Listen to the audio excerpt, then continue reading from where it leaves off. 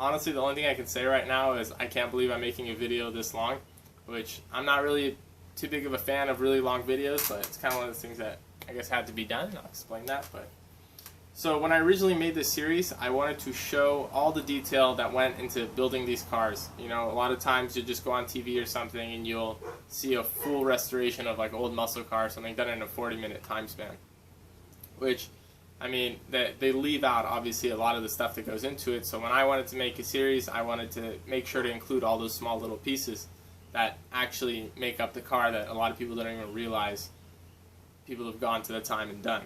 So this episode is a compilation of all those little clips and details from all the way starting from episode 1 until now that essentially make up a lot of the build, you know, but I didn't really have places to put them in the episodes up until now. So from this video is basically a whole compilation of all that. And some of the stuff you guys are going to be like, is he honestly showing us this right now? And then some of the stuff you're going to be like, oh, okay, that's actually kind of an important part that you should have shown us. But I just couldn't live with leaving out all these little details. So that's what this episode's about. Alright. Another thing that bugged me about this car as well is that the front lip right here, half of it is broken off and then the other half is still there. And this also scrapes going in and out of driveways as well as license plate. So just want to remove it. I'm going to go ahead and start removing it.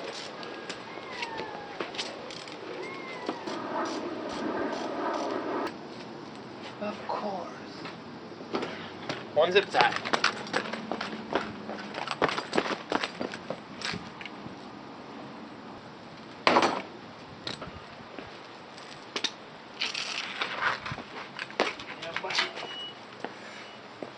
Here, see? This is what I was talking about.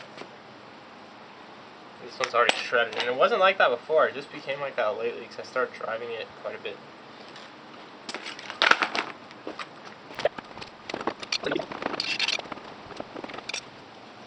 There we go. So we got weight reduction and looks better, huh?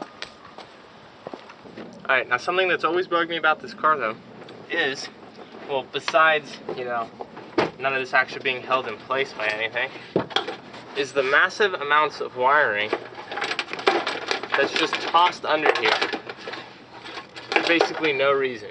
I mean, obviously it was hooked up before, but not anymore. So the main goal is to remove all of this, clean this up, and then also, let's go to the back. Alright, now here is the trunk area. Now, maybe it's just me, but for me, it's, you're either gonna go stripped out or you're gonna go full interior. I don't like having this where it's like one of the speaker holes is missing, right? The panel for the speaker. Okay, then you have just all this right here, which just comes out, okay? And it's barely attached. It's not really attached at all, okay? And then it's just like, then there's that shoelace there, which is holding the back seat in place, the little speaker tray. What is it? This panel right here, loose. And then there's also not this trim piece right here, which it has over here. This one doesn't even have all the screws in it whatsoever. So it's kind of like, well, like, what's the point of having all this? I mean, yeah. So I think what I'm going to do, see how I like it, because I really don't like it like this. I'm going to take out all of this stuff right here, make it basically a completely stripped out trunk for the most part.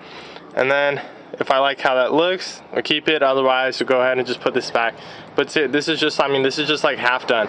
I like a full interior, but this isn't a full interior whatsoever. And I'm not going to piece it together.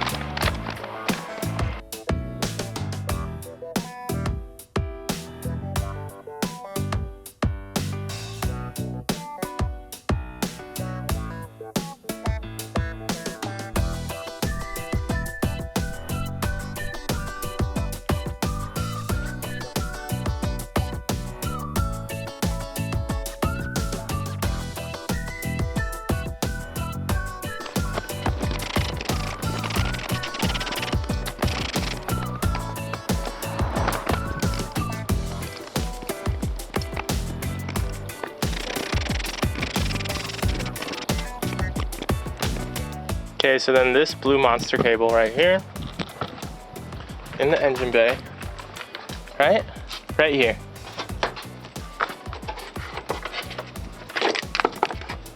Okay, do you see how pointless that is? Oh, and then can't forget about this. So this one runs all the way down and then through the firewall, and then that's where we'll take it out from.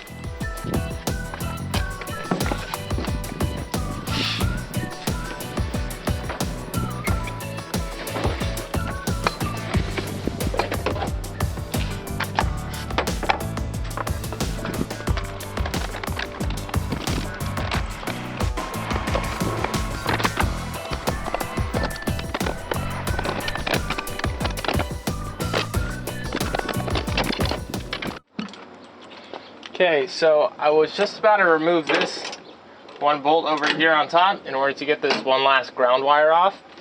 And then I went ahead and looked over here, and this side doesn't even have the nut on there that holds the whole strut and coilover, you know, in place. So I'm gonna stop it right here. I'm gonna go head over to AutoZone, pick up another nut, remove that one while I'm over there. And then, oh yeah, and then also this brace right here. I mean, I can't even get this off. Yeah, but anyways, this thing right here, it's there's a wrong nut on there, so I'm gonna take that off and get new bolts for that as well. Okay, so just got back from Pep Boys. So this nut I replaced right over here. This was M8 by 1.25. Okay, so I got that little flange nut right there. And I also have extras. I also replaced that one over there on that side. And the reason I replaced this one is because this is the one that I took off in order to bring it to Pep Boys to see what threading it was. And then when I did that, like, I noticed that the threading on that screw was kind of bad. So I switched it out. This one threaded on so much nicer. So there's that one and that one replaced. Then we have this brace right here. And beforehand, it had mismatched threads on this one side right here. But instead of just like getting another one that fit on there, the threads were destroyed on that one bolt. So I got these M10 by 1.25 bolts right here. They're 30 millimeter. Then I had a little flange nut on the end as well. Just put that through there, tighten it down, and there you go. So now I got proper bolts for this brace as well as proper nuts for the strut. And I also went ahead and removed that little piece of ground wire that was there. So we are all good to go. All the wire is removed from inside that car and compartment area. So we can go ahead and just start putting everything back now. Alright, and then also before I put everything back in, might as well just clean it up. So I've already let this sit for a while, but better than what it is. I mean, now it looks decent. Now it looks better.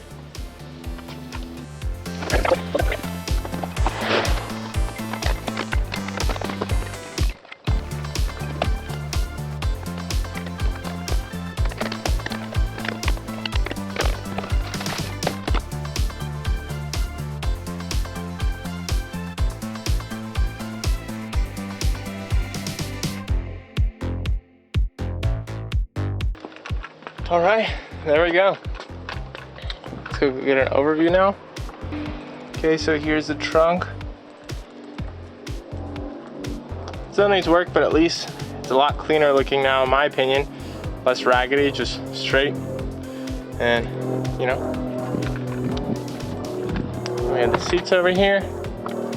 For some reason they look cleaner. I think that's just because I installed them properly this time and I wasn't flipping out because of the wires. And then of course there's the engine bay, which didn't have the wire anymore. So yeah, right now we're all good. Got rid of all those wires going everywhere. That speaker up top. Now let's go look at everything we took out. All right, so this is everything. We got side cover, another side cover. This whole speaker assembly that I didn't like. Of course, half monster cables, half just like electric cord. So there's all this. This one, which is pretty heavy as well. Okay, got that. more of that is, okay, all this wiring, some of this thin wire. So yeah, so the wiring we took out, that's that. Now it's all cleaned up. Good. Alright, now one of the other stickers I'm going to remove is this Tane sticker right here. It's actually a really nice sticker. It's probably the best one that ever came on this car at least. But it's like I don't have that suspension in my car, and people have already asked me like, oh, you have Tane in your car? And I'm like, no. So it just brings unwanted attention that I don't like. So I'm just going to remove it, and I think it'll look so much better that way.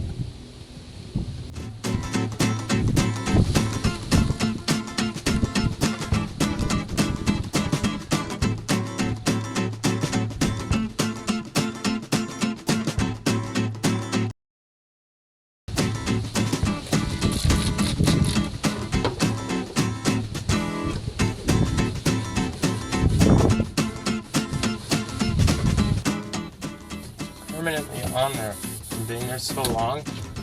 That's the sun damage from it. Oh well, still better than having that sticker. Now I gotta do this beast.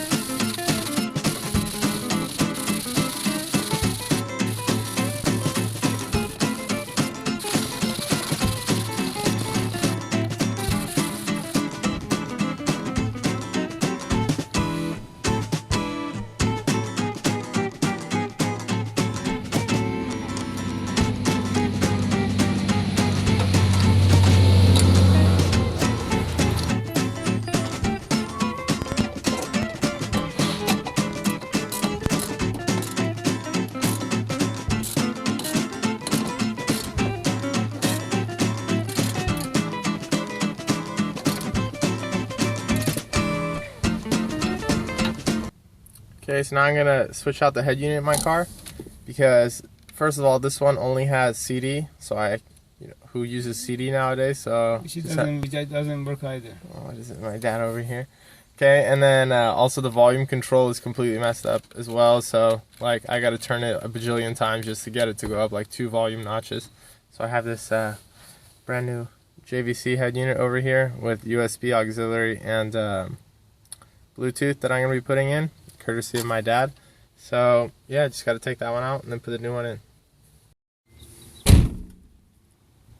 Okay, so the old one is out, and now we just got to figure out that wiring and then hook it up to the new head unit.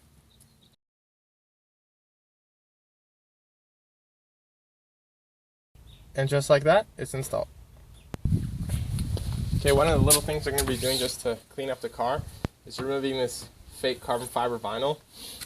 It's like, carbon fiber vinyl is just so anti-carbon fiber, because when you add vinyl to something, you're adding a little bit of weight and giving it a carbon fiber look when carbon fiber is supposed to reduce weight. I don't know, just hypocritical.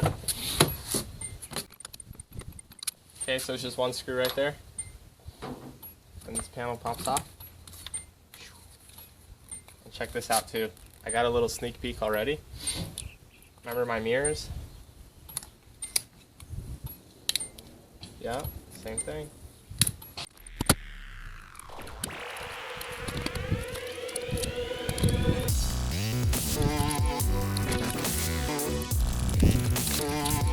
See that right there? It's the same color change, green purple, as on the mirror. It's covered with carbon fiber. I don't know why. I think this looks so sick compared to the carbon fiber.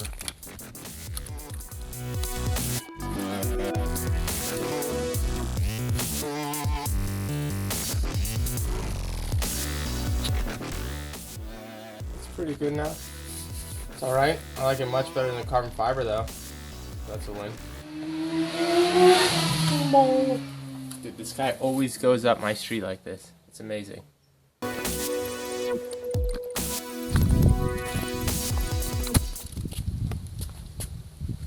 See how it looks?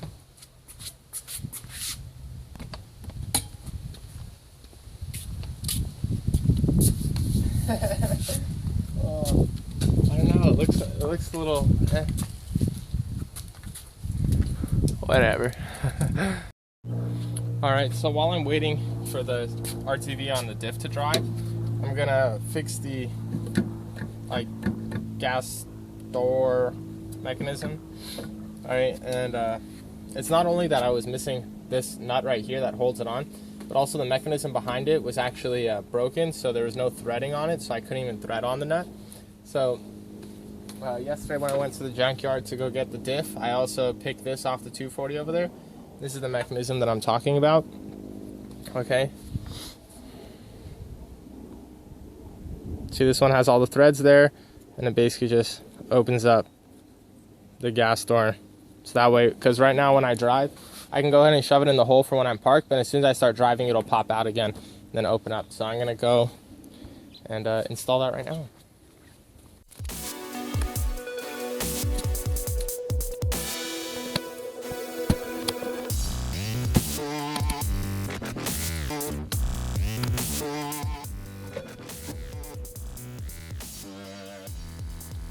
There we go. Beautiful. Finally fixed. Okay, so now in the car, I'm going to be replacing the valve cover gasket because it looks to be leaking on the back and dripping some oil. So I'm going to go ahead and remove this and then put in the new gasket.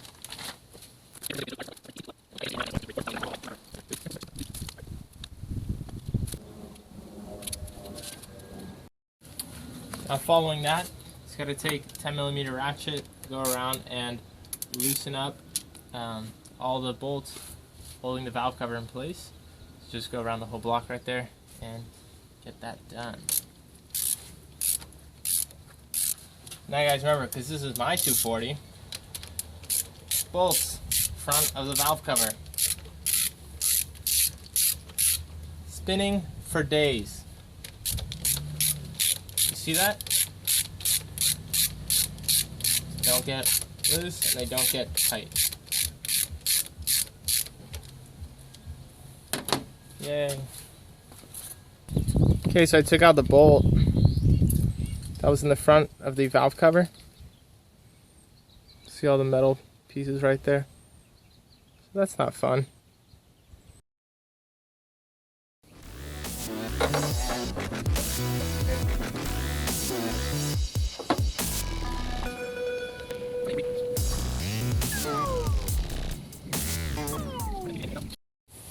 Okay, here's the valve cover off the car. And remember, this is my car, which, as we know, is a piece of junk. So it looks like he just sprayed over the stock valve cover right here, because you can still see the OEM paint around there. Around all the spark plug holes, you can see where the spark plug wires went. And he basically just sprayed over that, which suggests that maybe he was spraying it on the car. And of course, turn it to the side that goes to the firewall, and it still has the original paint on there. So basically, he kind of masked it off and then just sprayed the valve cover when it was still on the car. So I'm gonna go ahead and wash this, of course, and then I'm gonna strip all the paint on here, and then I'm gonna paint it so at least it looks half decent, unlike this. Like, what is this, dude? Are you kidding me? Yeah.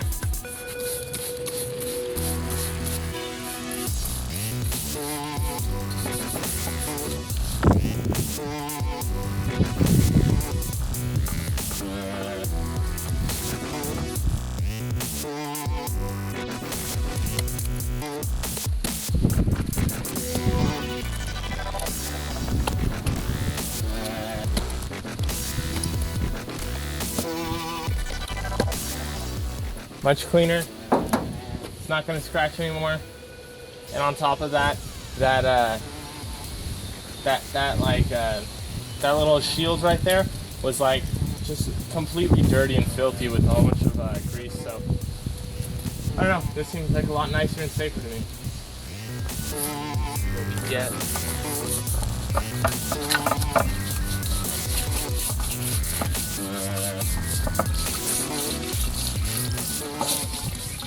basically I stripped all the paint off of here. I masked off all the holes. This is for the oil cap right here.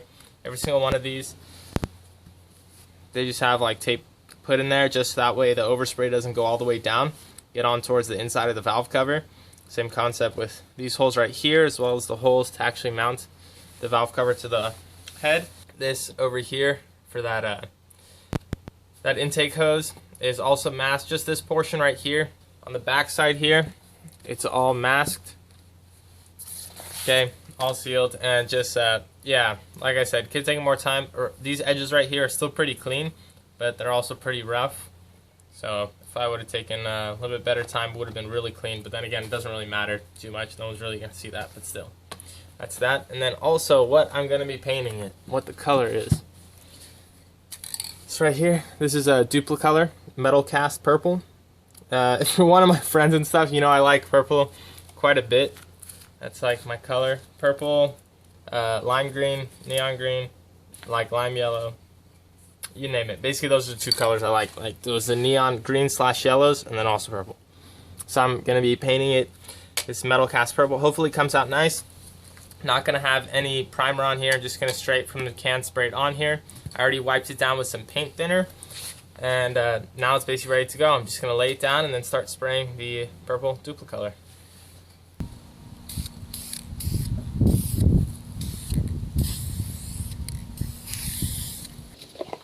Honestly, guys, what is this, dude? This is like maroonish pink, not purple. I don't know what your definition of purple is. This is not it. Gay looking. Freaking valve cover. That is purple. That is pink. As soon as you put them side by side, you're like, oh yeah, dude, totally. It's like, look at that. You're like, are you kidding me?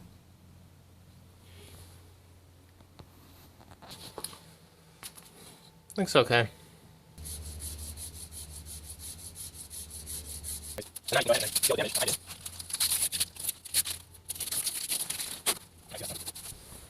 Here on the right side is a clean one for the most part. A little bit more touch-up work, but okay. And then this is the one beforehand. As you can see, it still has the reddish, orangish RTV. And there you go, all peeled off. Okay. You want to remove that, so that way you have a clean surface for when you put your RTV there. Now, as far as RTV goes, okay, they of course use this reddish, orangish one. A lot of people recommend that. And then also some people recommend the ultra black or ultra gray RTV. And of course, there's always a discussion about that. Some people say it works fine, and then some are like, no, I just use the red one because it's high heat. The thing is, though, the reddish orangish one, RTV, is rated for 650 degrees Fahrenheit. The black RTV, which is the one that I have, which is why I'm going to use it, is rated for 500 degrees Fahrenheit, and apparently it's the most like oil resistant of the lineup. So basically, the normal operating temperature of an engine is around 200 degrees Fahrenheit, and the black RTV is rated for 500 degrees Fahrenheit, 300 degrees over the operating temperature, and people still complain that it's not high heat enough. I don't know what it is, but it seems like if you're doing red RTV, yeah, it's going to work fine, because it gives you that extra 150 degrees of clearance, I guess you could say. But the thing is, I don't see this engine ever reaching 500 degrees Fahrenheit, which is 300 degrees above the operating temperature. So for me, it seems perfectly reasonable to put black or gray RTV in here, especially when the black one is the supposed most oil resistant out of the bunch. So I'm going to be putting black RTV in here. You can put black, gray, or red. Just, I mean, common sense. Look at the ratings for the temperatures on there, and just go with whatever you have, I guess, on hand. So, anyways, we're going to clean this up, and I'll get back to you on applying the RTV. Okay, I'm just going to get some oil. That's nice. And just put on the seal a little bit. This is going to help create a seal. Gasket is on the valve cover. This is for the spark plug. The other one we are going to be doing on the block. Anyways, I tested the valve cover bolts ahead of time. Okay, and they threaded in. When I put it on with the valve cover, they're not threading in. This one is completely loose. Probably spin it in my hand right now. Yeah, it can. I'm spinning it. And then on this one, it goes tight, and then it gets loose again. It goes tight, gets loose again. So, solution is to get just regular bolts that are longer, same pitch and everything, and then thread it down all the way. Okay, so just came back from Pep Boys. Got M6-1.0 by 25 millimeter bolts right here. They're class 10.9, whatever. They have a flange on them, and they're gold. I think they're gonna look pretty sick. Hopefully they work. I already measured it out compared to the stock one. This is the sleeve I was talking about, so it might have a little play in it, but all the rest of the bolts are OEM, so it should keep the valve cover straight. I just need something to clamp down in the front to make sure there are no leaks. So I'm pretty sure these are gonna do fine. Anyways, I'm gonna put these in right now and see if it works.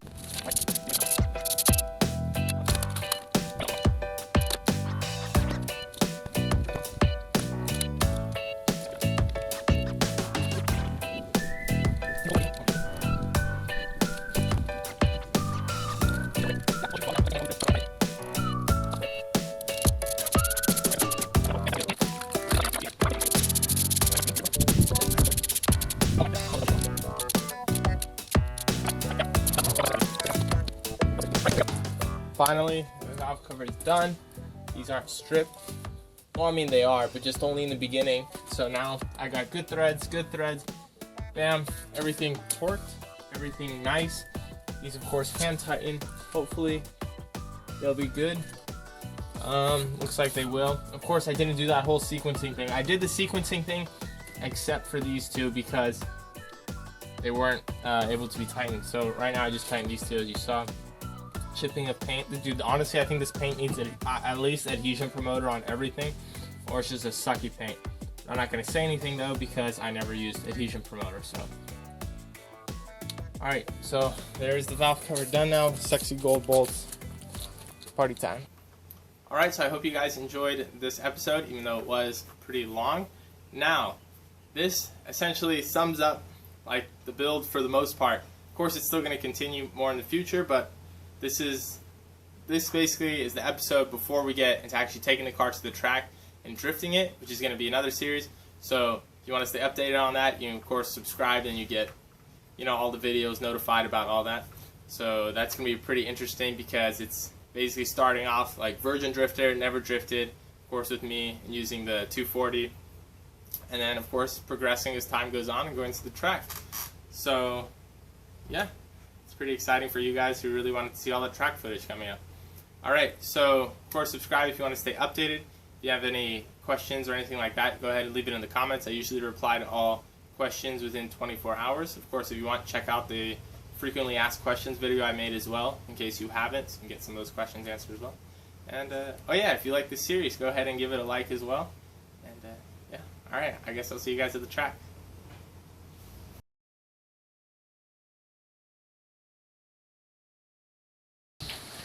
Every single time, rainy day, 240, not working, and it's absolutely pouring.